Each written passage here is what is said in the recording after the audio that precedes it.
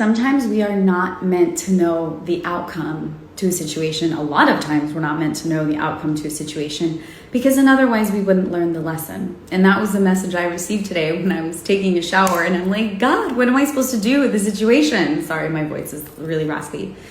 Lack of sleep. What am I supposed to do with the situation? A lot of us will be asking us this question, right? And sometimes you don't get a clear answer, and that's because you're not meant to know. Because if you knew, you wouldn't learn. You just skip to the end. You would skip to the end and be like, okay, well, I already know what the outcome is, so I'm not going to go through these lessons. But you're not supposed to live life like that. The problem is, so many of us, when we get spiritually awakened and we start getting these spiritual gifts and we're able to, trust our intuition, connect with our higher self, tarot readings, get clairaudience, clairvoyance, we start tapping into our spiritual gifts and we get downloads and upgrades.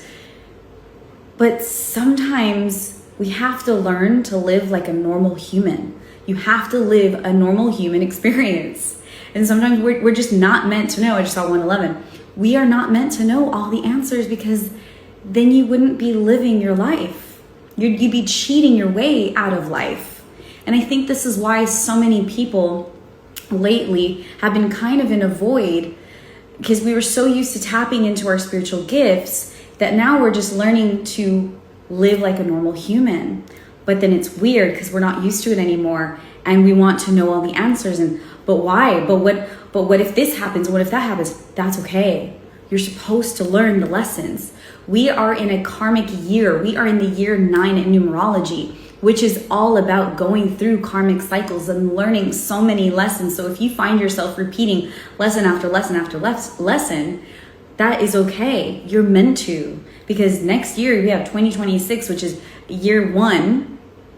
That is all about new beginnings. And you're probably going to get the fruits of your labor next year because of everything that you are learning this year. We need to remind ourselves that what is meant for us will always be for us. You are exactly where you're meant to be. One thing that I often do when my mind and heart are at battle, because that happens a lot, because the mind wants one thing, the heart wants another, and sometimes it's hard to tell which is which. And so I will say, God, if this desire that I have is not meant for me, whether it's a person or a thing, if it is not meant for me, then please remove the desire from my heart, from my mind. And I surrender.